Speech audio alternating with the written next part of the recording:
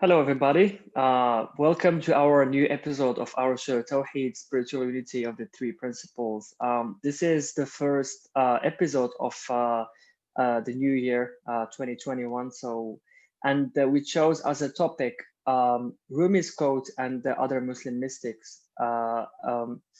We've discussed already this topic before, but we've decided to do part two as we didn't cover everything, and we will never cover everything. But me and Harry agreed to do a second episode and just explore in a group discussion Rumi's quotes and other Muslim mystics.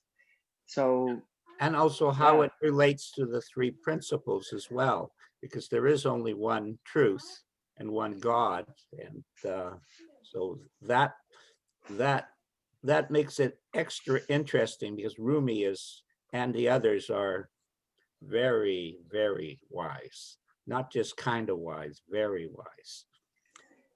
Yeah. absolutely. So this is it's not going to be about me and Harry, but about everyone in here. So we would love you to participate as it is a group discussion format. Not, we are experts more than your listeners. So we would love you to, like, if you have a quote that you want us to discuss here, we would love to hear that.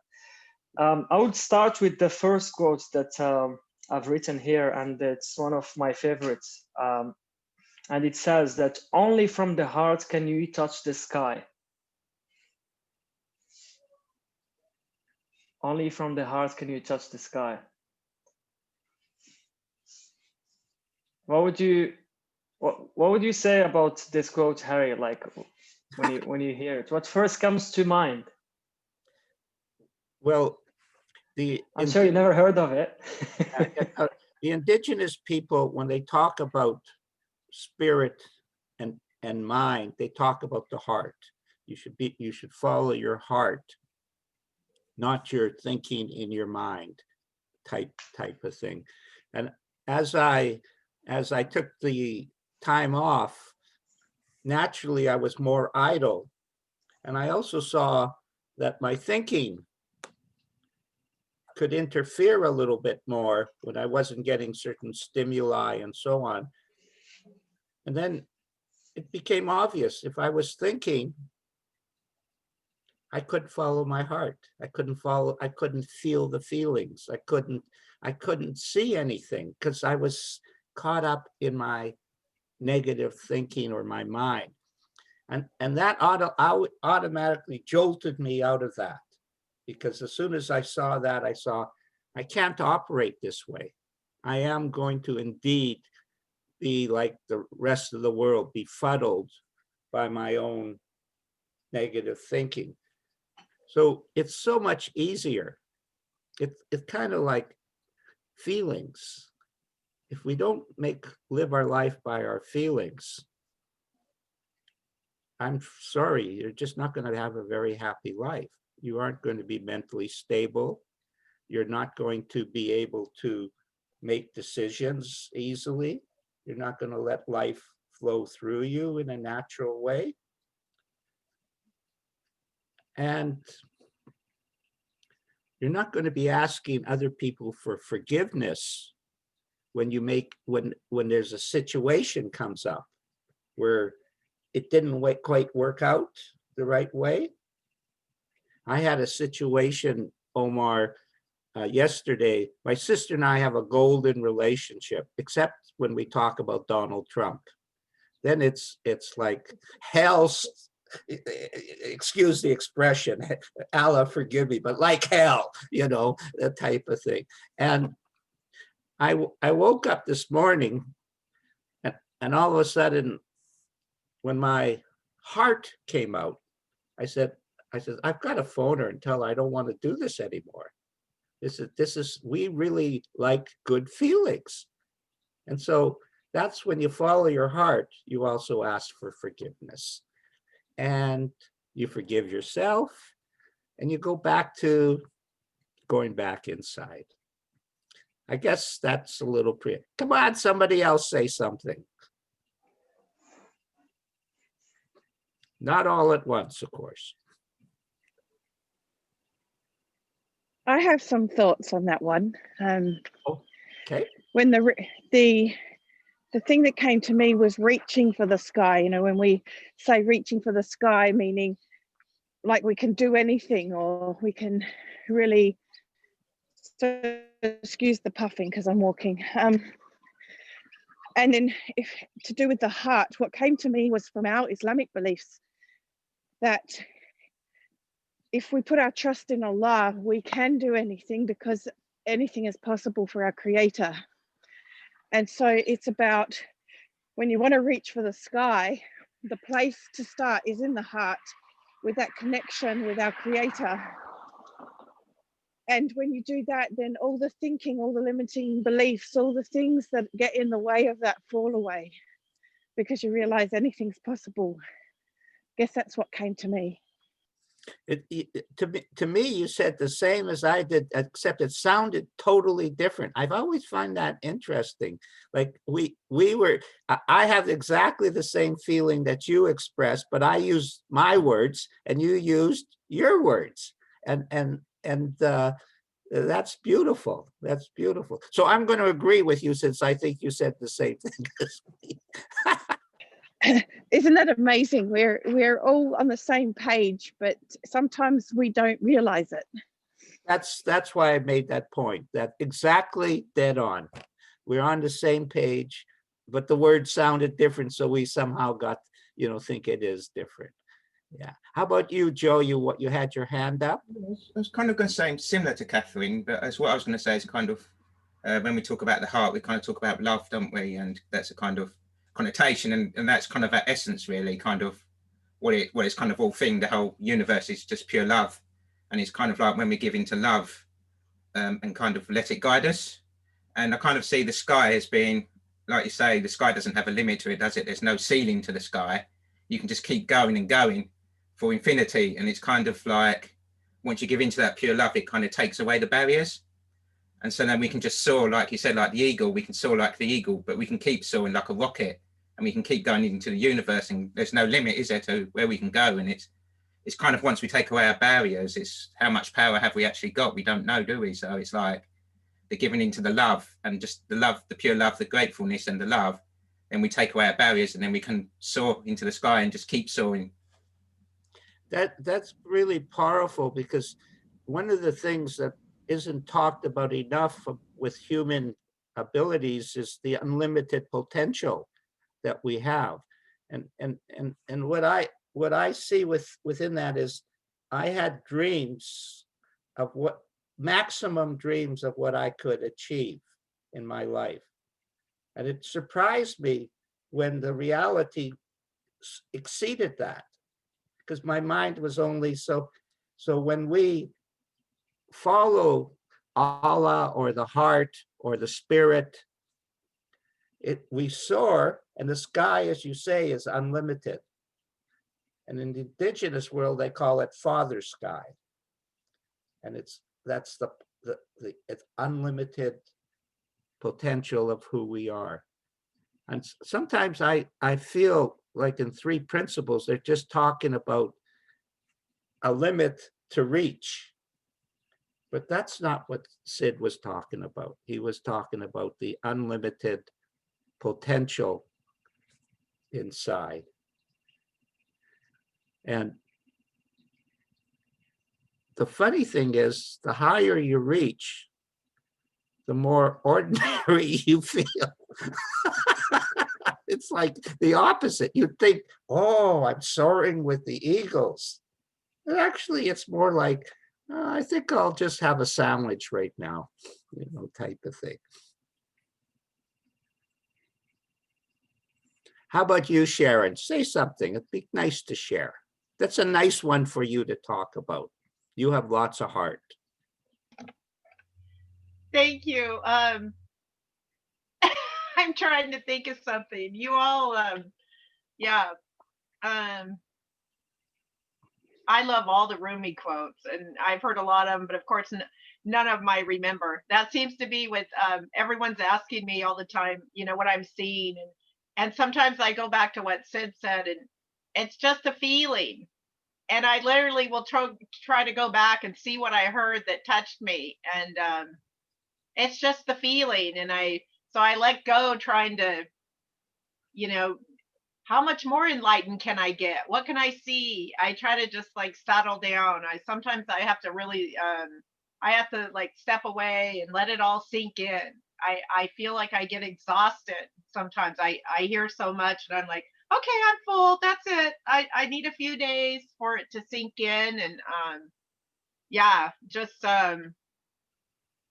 being quiet and because I did share in another group not too long ago, and I thought of you because you kept telling me sharing was growth, and it really did feel really good. But then now I'm like, oh, I need to go back to silence for a while because I seems like I get a big barrage, not a barrage, that sounds negative, but just a whole bunch of, I see things and then I literally have to sit with them because it's a lot to take in. It's all good, but it's different. Just a lot of things. So I don't know what that all has to do with Rumi, but he always has something good to say. And then sometimes I like to listen to the different interpretations of everyone because then I see what they saw and I'm like, oh, you know, just like even reading on Facebook, different whoever talking about, so many people will see the same thing, just like you were talking about with Kathryn, that, or I don't know, they just say it in different words, or and then you're like, oh, I was there too, and now it just a lot of information that's really good. So yeah. But your observation about emptying out and filling up with sharing is very, very accurate. The good sharers do that. Like after you share, it's good to empty out, not to think about it. That's actually one of the worst habits that people have, is they share, they get this incredible feeling of the heart, and then they think about it and try and put it in a box or revisit it. The trick is to let it empty out, just like you're talking about. And then the next time you share, you're fresh again. Yeah. I love that feeling you expressed about being fresh and new. That is something that I treasure, that freshness. That when I hear myself say something that I said before, I go, oh God, that's already, that didn't quite come out, if you know what I mean, like from the essence of Allah, from that. Yeah. How about from the Swedish guy?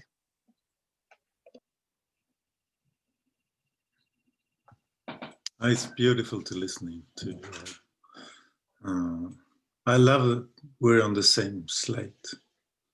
That feeling is like, and you're talking about limitless possibilities, and what showed up for me was like, if we are infinite beings, limitless potential, like energy, there's no beginning even to it.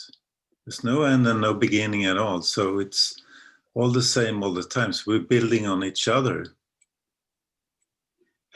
and opening up for something to be looked at even deeper. That's what I hear. There's no way to get to. It's already there on the same plate. On the same page. Yeah, the same page, and it's also I am always amazed at how every experience brings fresh new feelings that I need, that every one of them, good or bad by definition, are priceless in terms of enriching my soul and touching feelings about splendor of light to the sky type of thing. Oh, we have now someone from Australia too, Kathryn. A double header we have. Hello. Hi. we're just going through Rumi's quotes, Divyesh, and then we're just going around and ask what people are feeling and thinking about the quote, different quotes and so on. So we're just about finished our first. Sabia, do you want to share anything? You don't have to. I don't even. Okay, I guess not. Maybe she's not there. Okay. Omar, you should have the final word on what that means. Yeah, sure.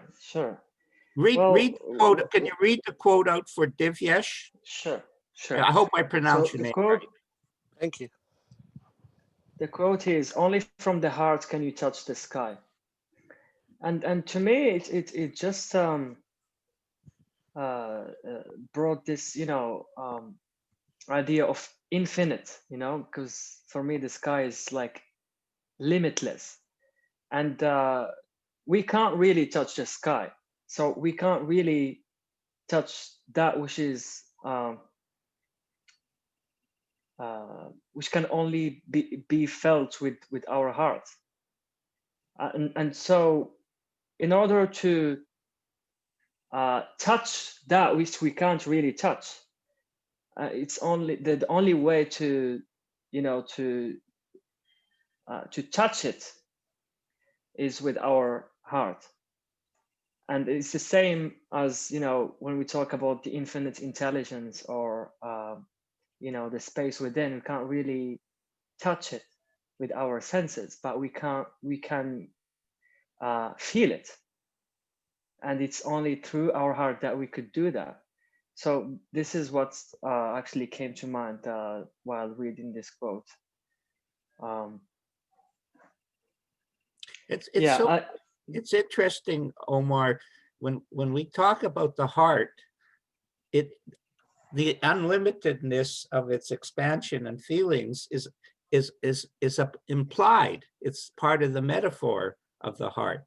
I just realized that when you were talking, because this thing, this feeling, this heart feeling is like no beginning, no end, no up, no down, just all expansive.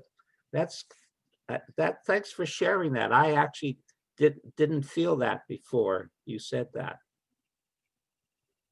Yeah, isn't it funny how we all have different views, but it's all kind of we all meet somewhere. It's all about that oneness. So we move to the second quote. It's from another Muslim mystic. It's not Rumi. His name is Idris Shah. I never came across this guy before, but he was sharing the Sufi tradition. And his quote is, "You must empty." It reminds me actually of one of Sid Banks' quotes, and it says that you must empty out the dirty water before you fill the pitcher with clean. That is Sid did exactly give that image. It's funny how all Muslim or non-Muslim mystics talk in kind of similar about similar stuff, but with different language. I remember in one of Sid Banks' audios, he used to say that in order to drink water, you have to empty your cup, like of wine or whatever you drink, like tea, or he was using wine, I think, as an example. So it's the same here. You must empty out the dirty water before you fill the pitcher with clean. And to me, it's just that, like, when you're talking with someone, or you're listening to or you're reading something, or you just have to see it from a blank slate, just clean lenses, not filtered one with what we already know, just let it watch over us, and just, because this is the only way I get impacted.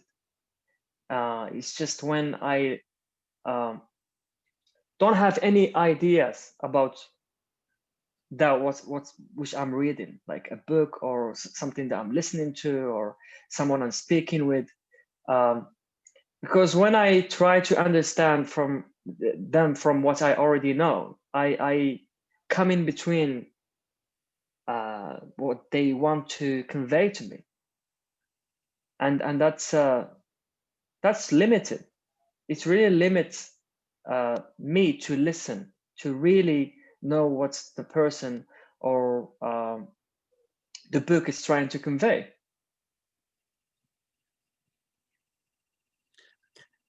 For me, the quote resonates with what Sharon was talking about. You have to empty.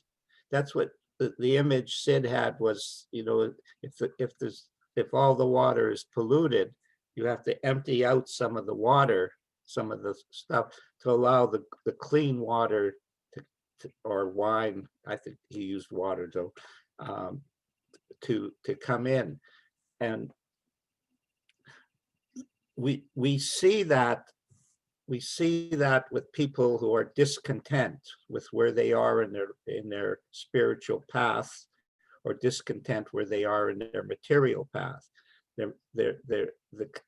They have to empty that out to allow the water to be less polluted, and of course pure quality that we need to experience. So it's very similar, Sharon, to your image that you shared, and then you had to empty out. And then that freed you to share again in your own way. And that's what I've been emphasizing to Joe. He has his own way and that's the way he should go. Not my way, but his own way. And that's your way. Empty it out. Then when you're ready, you share from the heart again. It's pretty simple common sense, actually. I when I heard it, had a similar idea to Omar's, but mine was thinking in terms of our relationship with each other, and that when we have the clear water is when you have that soul-to-soul connection, and when you don't have that connection with someone, it's the dirty water. It's all the assumptions, the expectations, the stories, all the things that we've put into that relationship that gets in the way for us to have a soul-to-soul connection with someone. So that's what I saw when I heard it. Yeah, that's real love, eh? That's really beautiful. That's I think we all kind of like that one. Yeah. Go ahead, Joe. I think for me, what came to me as well is the dirty water kind of represents when we hold on to the past, and we kind of have that hate from what's happened to us in the past or what people have done to us, and it kind of sullies our water, dirties our water. And so then when we kind of have that forgiveness, that kind of letting go of what's happened, and we kind of come to the present, or the kind of the now, the clean water represents like a rebirth. So we're kind of cleansed and we start again. And it's like letting go of what's happened and then kind of starting anew, as like we've been reborn, and the cleanliness of like new water. So like we're kind of new and clean again and clear of all our contamination from what we've picked up from our lives and held on to and kind of carried that heavy rock on us. And it's kind of releasing that, isn't it? And starting again, really, like starting like we've been reborn, like we're a new baby again. Mm-hmm. Divyesh, you haven't spoken yet. Why don't you take a stab at it? All right, sorry. I just got up at 6:30 a.m. In the morning in Sydney. Yeah, so my question would be, what about, I'm going to use a term which might be termed psychological, but subconscious assumptions, presumptions, rationalizations, justification. You're not aware of any of these, and they still color your conversation. It's not creating a blank slate, but you don't even know, it's not creating a blank slate. It's sort of from the three principles might be, I don't know, what thinking which you're not aware of. How would that come into play with this quote? It's a great question, honestly. I asked the same question to Bill Pettit because people were starting. I don't think in those terms. So I actually didn't know the answer to the question, but he did answer it perfectly. It's still just thought, and it evaluated by the feelings that you have. So in the moment, those feelings are your barometer and your guide to what has been creating it. Thought is creating it. And so if you have a good feeling, naturally the subconscious thoughts are, you just keep moving. If you have a bad feeling, then you know that also is a love letter from God, that, or Allah. That's just Bill's quote, and let you know you're going in the wrong direction. So he says, ignore all of that stuff. Oh, sorry. Thanks, Harry. When you say ignore, what can I ask? What do you ignore? Sorry. Well, just in life, if you think about stuff, yeah, I get lost. I get lost. Yeah. If I just trust my feelings, the true feelings of who I am, they guide me like a boat navigating around. They guide me properly. So I'm more interested in where the boat is being guided than whether it's subconscious, conscious, or whatever the psychological words that we have. We do have unconscious, subconscious things, but the important teachings of the principles is your own mental health.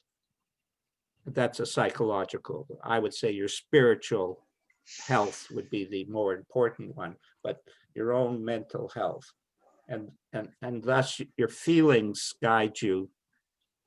That's all you need to know, that your feelings guide you in the right direction, and they also let you know when you're going in the wrong direction. Okay. I also want to add something about that the three principles is. Can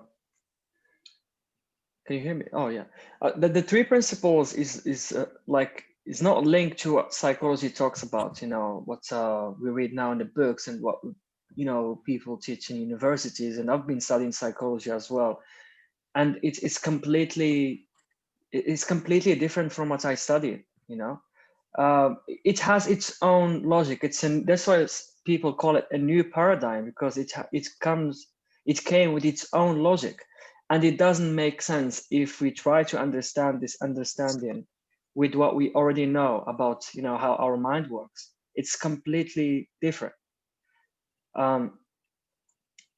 Like for me, the three principles just simplifies our lives. Not trying to make sense of everything that's happened to us, but rather seeing that we're experiencing this stuff through our gifts of being conscious and thinking, and mind, where these thoughts are coming from, and it at some point it all makes sense when we just sit silent and just let that cloud that is bothering us to let it settle down, and then we see clearly that, oh my God, like I've been feeling this way because I was thinking this way, and I wasn't even noticing it, that I am doing that. I am part of this. I am creating that.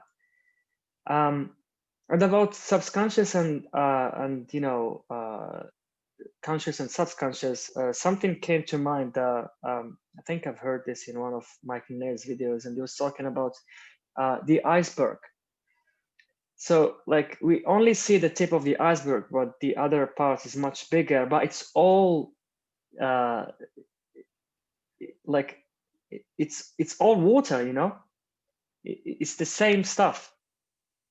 Subconscious and conscious, like it's made up of our thinking, our gift of thought. we create that. This is the Play-Doh that we create with our, um, thinking. So I hope this was helpful, Davish. It's such an Yeah. interesting metaphor you have there, Omar, because that's the metaphor that Freud used, the iceberg. And then he broke it down into all of these different elements that, as you mentioned, it's all just energy, or it's all just water flowing through. That's kind of what we do, is we know we only see the top, and then we make evaluations and judgments about what's underneath the water, rather than that's just the way it is. So that's quite profound, Omar. Quite profound. Yeah. Thank you. Thanks. Good question, by the way. Really good question. Really Thank good question. Thank you, Davish. Thomas, So, just let Thomas say something. What was the quote yeah, again? sure. Okay, let me read it out again. You must empty out the dirty water before you fill the pitcher with clean.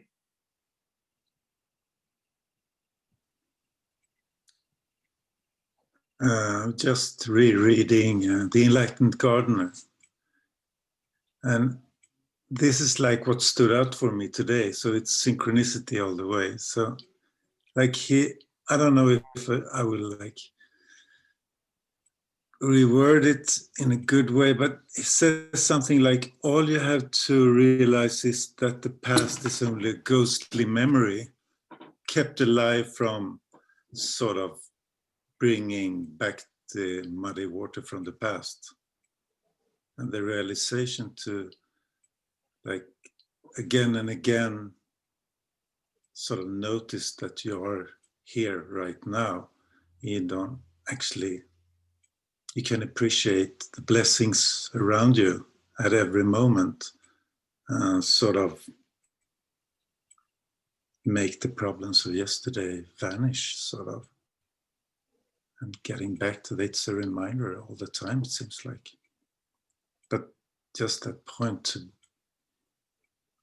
see that as possible, it's a fantastic gift.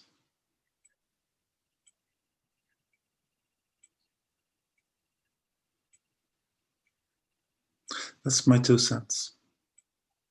Good. Was 3 Thank you. cents. Okay. I have something. What Great. keeps coming to me listening to everyone is trust. The clean water, and in relation to the dirty water being the past. I trust myself more. I'm worthy. I used to always question, everything. Well, that couldn't be right because someone else, I don't know. I trust myself. So, and when I have lower feelings, I literally, I laugh. I'm like, oh, you must be tired or something. Must be time to eat. You're hangry. I just laugh at myself. I used to get on tangents where I'd wake up in the morning and say, oh, well, I'm in a bad mood and I'm going to go with it all day long. And now I just, even occasionally I'll have a crazy dream and I'm like, get up and I go, oh, well, good thing that's over, So what? Let's move on. It's just, but trusting in myself and what I know, my wisdom, that's what a gift. What a gift. To move, and it's, Devesh is talking about the subconscious and all that, and it's so hard to put in words, but some stuff that I thought I knew before, I just feel it differently about not getting stuck in my head and getting stuck in things I did because, and I used to say, oh well, that it doesn't matter what happened, but I didn't believe it, and I believe it now. It's like, how silly, I have to watch myself because I'll see someone doing something or whatever, and I'm thinking, oh, if they only knew. And it's what a freeing thing. The love, like Joe was saying, and the trust and the wisdom. It's just like, oh, we're all pretty lucky, I think. Anyway, I just had to talk about it. Trust kept coming to my mind. Trusting myself. It's a great feeling. And the loving myself too. Omar was one of the first ones to tell me, hey, you know where that's coming from. And I was like, oh, you're right. So yeah.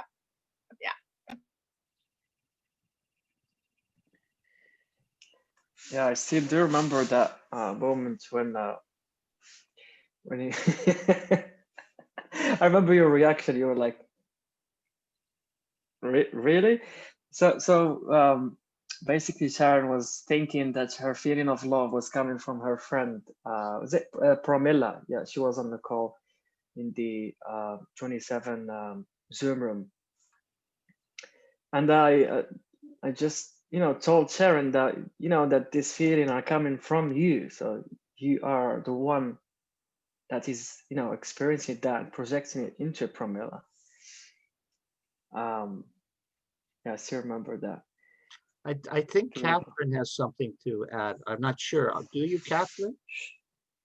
Yeah, I've actually got to go to another meeting, but something that occurred to me around this quote was about other, I guess what you call psychological therapies and things like that, like positive psychology as an example is like adding more dirt into the water to try and clean the water rather than emptying out the dirty water to have the clean room for the clean water.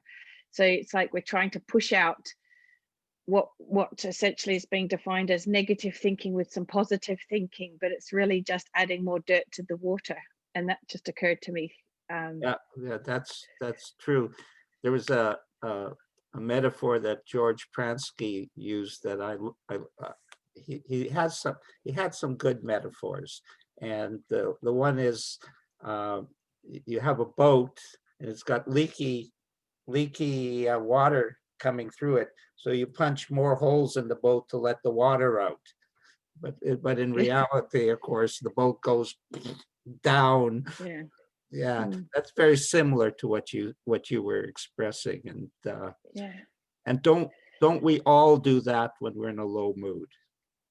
That's the other part of it is when I'm in a low mood, it's like try and create as little damage as possible until naturally the water rises, the feeling rises. And that's where the trust also comes in, Sharon, is yes, we don't kick ourselves out with those beautiful feelings, or we don't miss it, get lost in them. But we also, when we do experience our human condition, that low feeling, how much less they last, because we are not what Kathryn was saying. We are not throwing more, theory and this subconscious means this and that means that, and this is this, and before you know it, you really got yourself in a real stew, and it doesn't taste so good. You put too many things in it or whatever, and and trust. What comes to me with that, Sharon, is simple. So simple. Trust. That's so funny that we don't trust ourselves. It's amazing. It's like it's the stupidest thing in the world.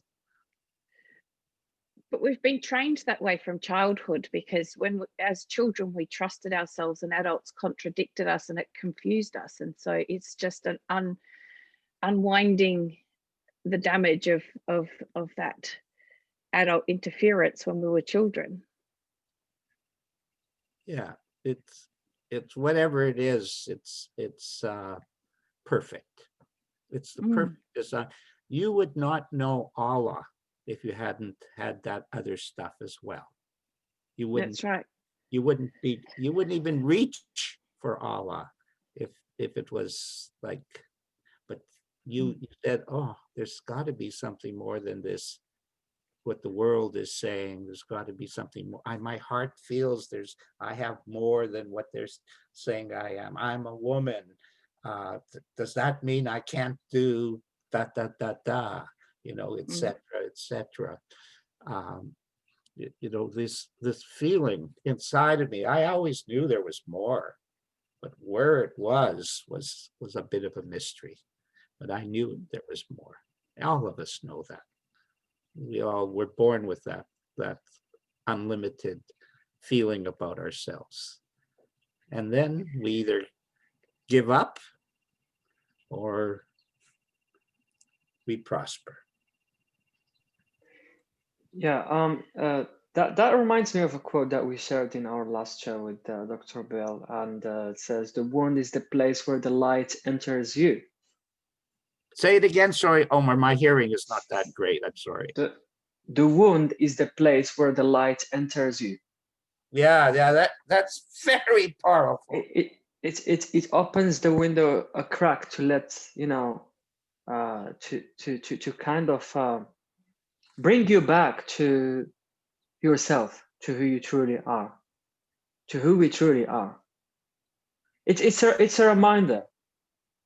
It's a reminder for us to come back to our, you know, self. Like our feeling tell us that we are off track. That's really it, you know, when we feel, you know, pain and we suffer, just love letters, as Dr. Bill you know, said, from this infinite intelligence, from, you know, from Allah.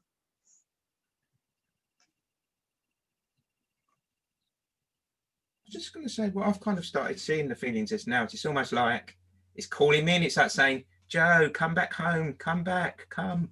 And it's like calling me back home, back to kind of like the Allah or the true self and that. So I kind of see it like that now. Or it's kind of tapping me and saying, come back, come back. And it's, so yeah, I mean, it's kind of even appreciating them, isn't it? That they're calling you back. They're not. And as you quiet down, Joe, Yeah. what you are obviously doing, you hear it louder and louder. Yeah. It turned out that all that activity and that high mental stuff was the distraction that you couldn't hear. That feeling that you're talking about is the same one I have. Oh my God, it's, you know, you sort of see our connection to being home. Because I think that's even the thing, isn't it? Even when they call it an illness, it's like seeing it's something invading you, or it's something that has to be gotten rid of. Whereas it's kind of not, is it? It's part of you, and it's there for a purpose. It's not a virus or a bacteria that's kind of invading you. It's not some foreign body. It's there to help you. It's there to bring you back, to let you know, to kind of call you back. And whereas kind of even from a child on, we're seen as like negative, we call them negative feelings, or we're seen as them as feelings that have to be gotten rid of, or you have to take a pill to get rid of them. Well, they don't need to be gotten rid of. They just need to be noticed and listened to. And they're trying to tell you something, trying to call you. That's why the spiritual is so nice, because it sees it from a bigger picture perspective rather than I have a personal problem. Because we know they're illusions, or interpretations or concepts in the moment rather than actual realities type of thing. Even when you're physically sick, you have the ability to have supreme silence and feelings inside of yourself. I just love that. Outside is a storm and inside is guidance.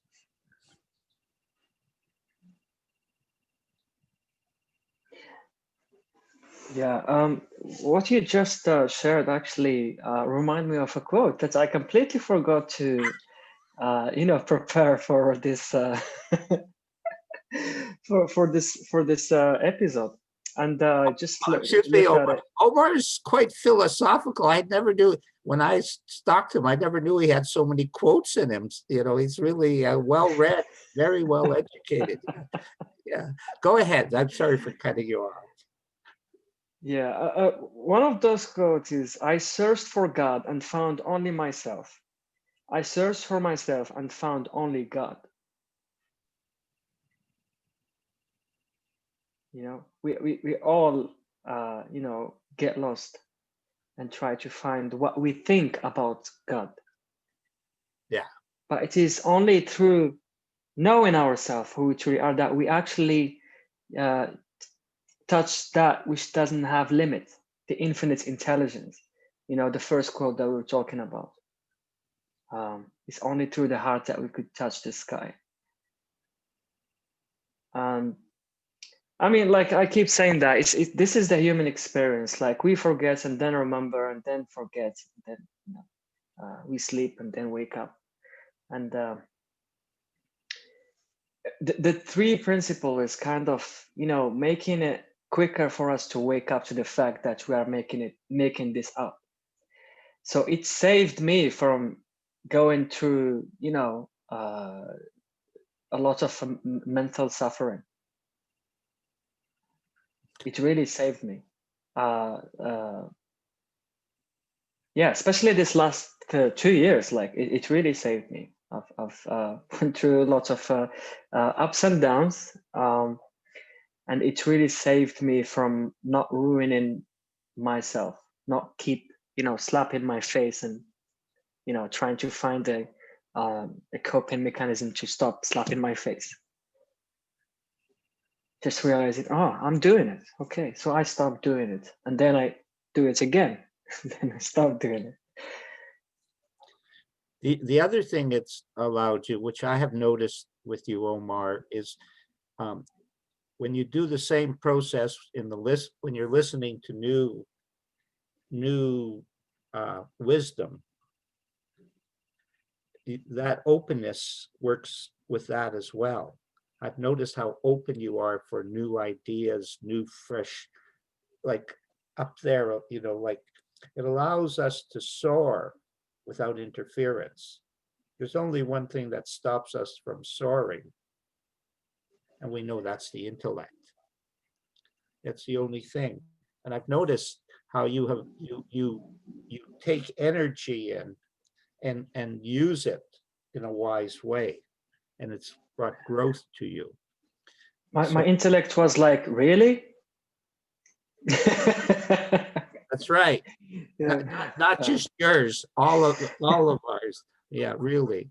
You know, like how could I be so stupid when I was a close friend to Sydney Banks and one of the original students, and I didn't get it, and yet I thought I did get it, and of course the answer was I did get it, but then I thought a lot about it. I actually did get it. Oh, absolutely. But I had my own things I had to learn. I suddenly realized we don't all start equal, you know. Some people have their material life together, some don't.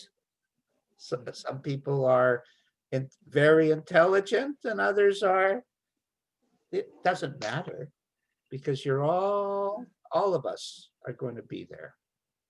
And if we don't get it in this lifetime, we'll get it in the next. Isn't that reassuring? Oh, absolutely. I'm reassured, actually. So. I go through hell. Check me up in this. But it's almost, what's come to mind to me is oh, excuse me. Yeah. What kind of came to mind to me is I remember Sid said something along the lines, didn't he, that it was a cosmic game. And it is almost like a game, isn't it? We play this little game of kind of losing ourselves, finding ourselves, losing ourselves. But it's like a game, but no one tells you the rules to the game. And so you're kind of just thrown out there and you've got to play this game. And then it's kind of that, isn't it? You can't blame yourself for playing the game and messing up on a game that you don't know how to play. So it's like that, really. It is. And it's like playing tennis. You don't come out and be a superstar right away. You need to practice and develop and all of that. It's the same experience. You would be very bored if you were already there. But tennis, when no one tells you how to play it or what the rules are to it, so. Well, you really are quite confused about, you know, how do you hit this stroke? When do I move here? And then it starts to come, and then you go, oh, I have natural talent. I can do this. I can do that. And you start to play it. And then you go in business, and it's the same way. You don't quite understand how it works, and then you say, oh, I'll do this, and then you go, oh, that, and I'll do that, and then after a while you go, oh, they're actually, what they're saying is nonsense. They're not even believing what they're saying. So, oh, I could make up my own story, you know, and then you go to the bank, you tell them a story, and they go, oh, I like that story, and they give you the money. It's just all a game of learning the rules. But the beautiful thing with the three principles, Joe, is we got some rules that are facts, not just that's, I mean, what, as Sharon mentioned, what a blessing. I mean, the rules are provided, and we are learning how they apply to us as a spiritual being and as an ordinary human being. Both. And the accordion.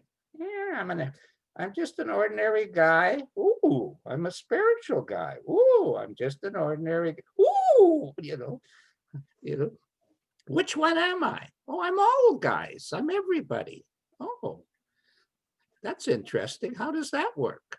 You know, so you can see we start to unfold, and then we give up. And that's where the do nothing starts to work really well. It's not really doing nothing. It's really doing nothing. I like to be profound. Doing nothing is not really doing nothing. It's really doing nothing. See how profound I can be? Yeah.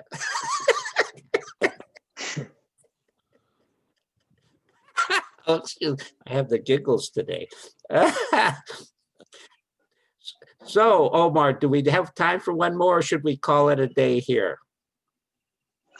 I wanted to mention another quote by Alan Watts talking about, you know, the purpose of life. And one that stood out for me, I just brought it out actually. And it says that, think about a piece of music, some great symphony. We don't expect it to get better as it develops, or that is the whole purpose is to reach the final crescendo. The joy is found in listening to the music in each moment. Very profound. And isn't it that like the purpose of life is just to be present with the music, with the food, with your family, your prayers? Because like I've noticed that when we get too intellectual, we have like a lot of stuff to do, like to-do lists. I need to get this done by this date. I need to, and we get stuck in there. We don't flow with it. Like we don't enjoy the music, but we wait until it ends. When it's going to end, or I need to end this, or you know what I mean? Just waiting for the end of that piece of music, not really enjoying it.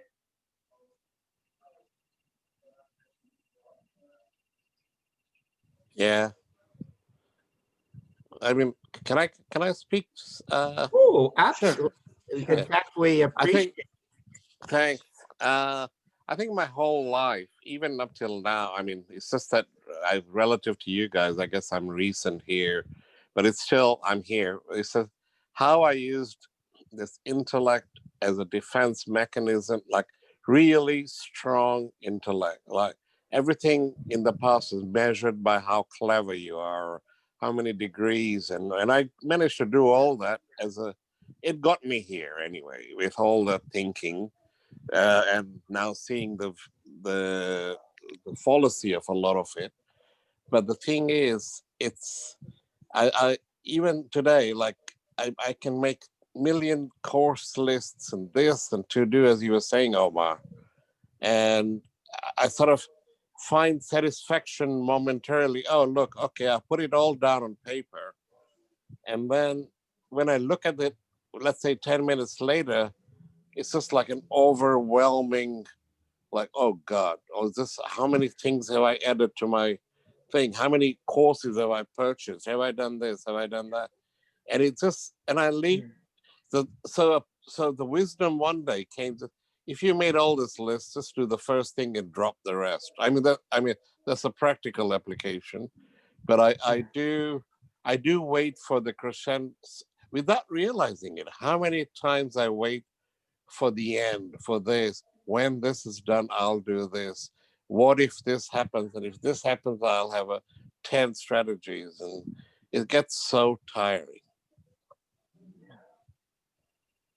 It does. See, that's your that's your wisdom. Can you see it, Divyesh? That's your wisdom, Singha. Yeah. That's, if you didn't have that consciousness of that, you wouldn't want to change it. So that's powerful. That's what people notice as their levels of consciousness go up. Exactly what you're talking about. Okay. So exactly. So this is actually pointing out the second quote you talk about, that when like when you're when the dirty water is emptied, you have a clean one, and then that's what happens actually, like to get a new insight and to see something new for ourselves, we need to be to be present and to have a fresh water. Thank you for sharing, Divyesh. That was amazing. Thank you for sharing that. Thank you for being here. Yeah, thank you. Yeah. I like to finish with something. So when I have nothing, I just sort of do that. So yeah, does anyone want to share anything? What they've heard when I was talking about this quote by Ellen Watts. I have something.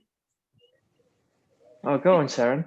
That's one of the gifts I seem to get. I'm like waiting for the crescendo or waiting for stuff to get over, even good stuff. And now I try to go, no, enjoy the journey.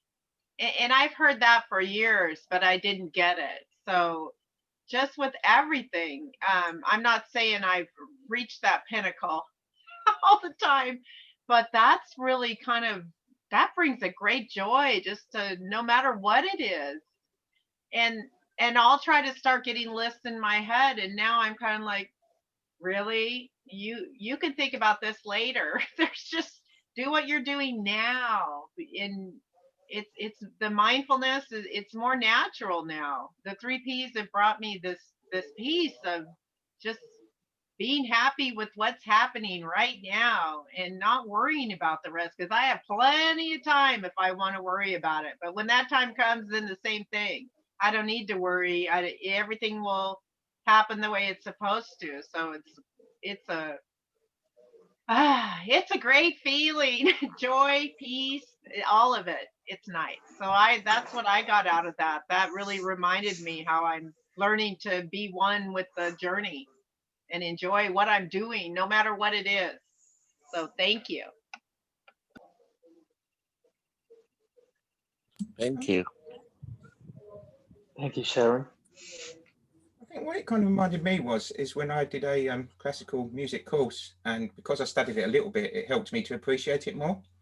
And so then I could enjoy it. But I remember the teacher saying that she had studied it so much that she could listen to a piece and actually predict what was going to happen next. And she said she was actually bored of music and she didn't listen to it anymore. And it's kind of that, isn't it? If you ever study something and then become so intellectual on it, you kind of become bored of it then, because you can predict it and it's predictable. Whereas if you kind of get an understanding of it, then you can see the beauty in it and you can appreciate the beauty of it. And so it's like that, isn't it? You can appreciate the beauty of what we really are in that, because we kind of understand then of so much. But then if you overstudy it and over intellectualize it, then it becomes boring, doesn't it? And it just becomes another exercise and another kind of thing then that you've kind of just got in your head, and then you're kind of trying to work it out all the time, and then you're just trying to predict it. So then you lose the beauty of it, don't you? And the kind of the wonder of it. And that's kind of what came to me, I think. Yeah. That's actually funny because like one of the quotes just next to this one that I just read, another quote by Alan Watts says, "To understand music, you must listen to it. But so long as you are thinking, I am listening to this music, you are not listening." Brilliant. It's kind of what you just mentioned. That's when you're thinking like I've heard this music again and again and again. Like we are not appreciating it enough.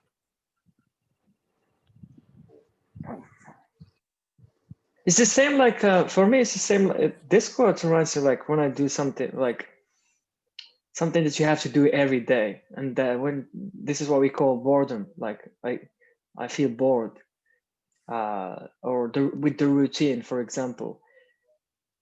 There are some people that doesn't get bored of like doing the same stuff. So what's the difference between me and them? Or just the way we see it, really. Are we in our mind, our intellect, or are we here, in the present moment, out of that which comes in between me and reality?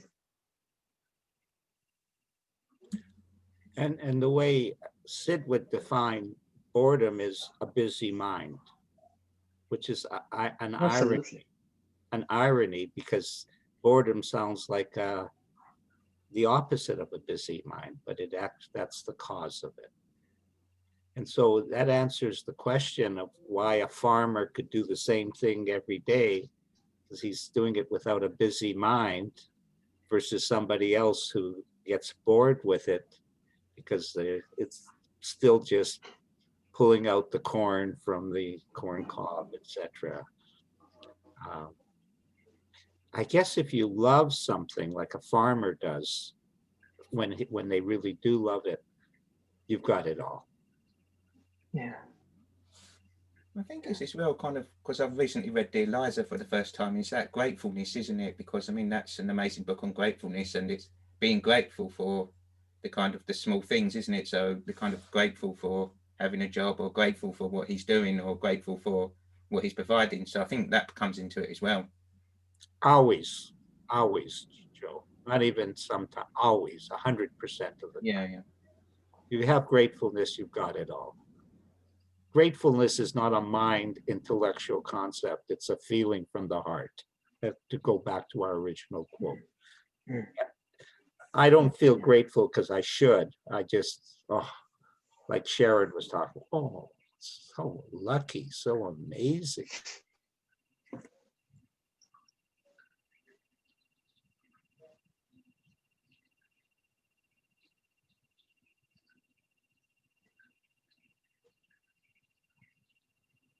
I guess we could finish this great show by a quote that actually Joe shared with me on my Facebook wall.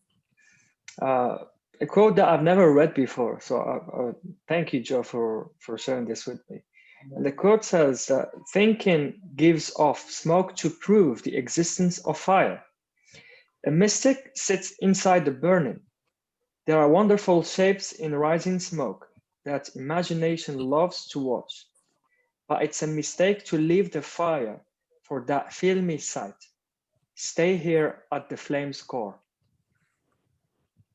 And like what came to mind when I read this is that like the fire here is pointing at the infinite, the space within, that which who we truly are, that which is constant, and the smoke here is pointing at that which is finite, like our thinking.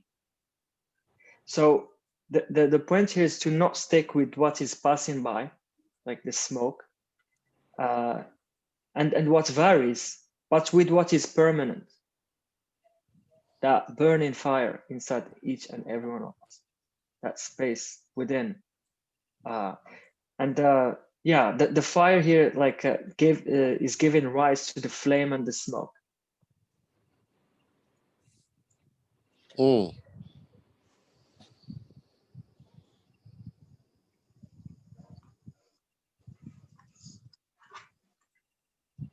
What comes to mind, Harry? Well, I'd actually heard like this to quote. hear from others. How about you, Thomas? Just that would be a one that you would have a nice feeling about.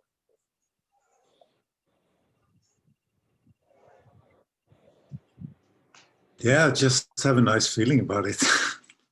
Don't know what to say really. Save something for it.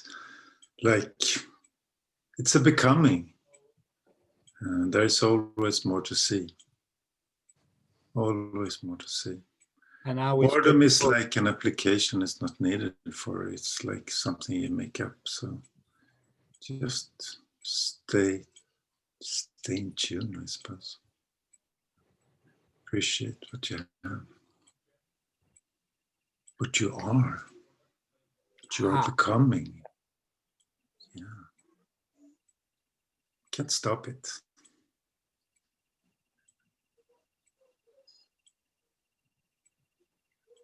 It's beautiful, really. Thank you, Joe and Omar, and it's a lovely feeling here. Love your presence. Great spending time with you. Yeah. Thank you for coming. Joe, how do you see this quote?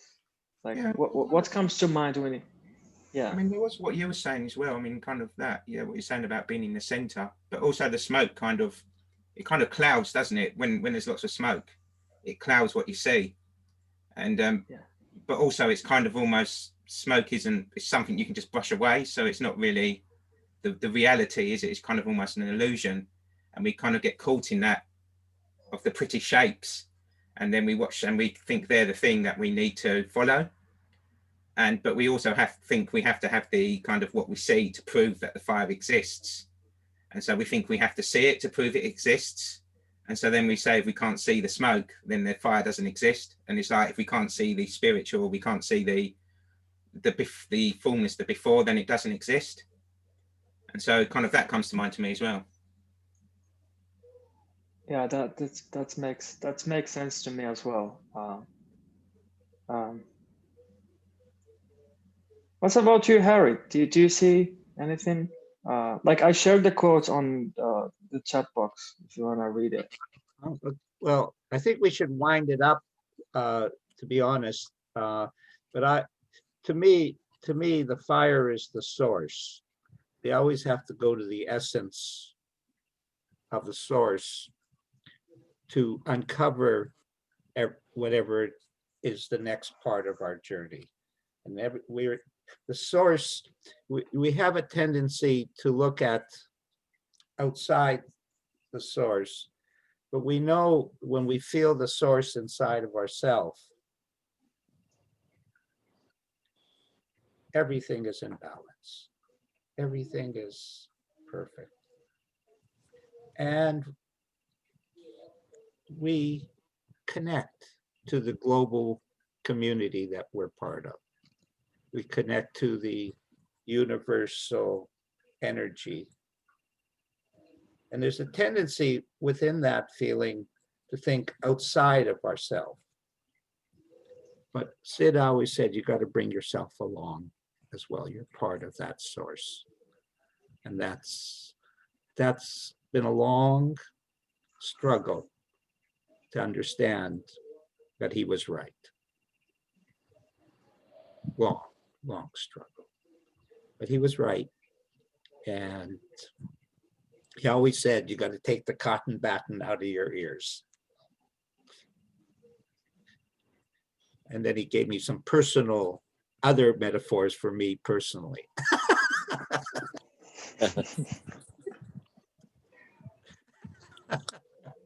Which, to be honest, I need it. See, that's the beauty, is when you feel the essence of the source, the fire, everything is provided. And that's the only place where healing is available. The rest is just smoke, pretending to provide the healing. Well, I'm running out of gas. Yeah, I mean, it's a really good way to end this. So I would love to thank our participants. It was so amazing hearing all your insights and your intake on Rumis and other Muslims and non-Muslims mystic quotes. Thank you, Harry, for your wisdom and sharing, as always. And see you in 2 weeks, guys. Thank you for coming. We have Thank you very much.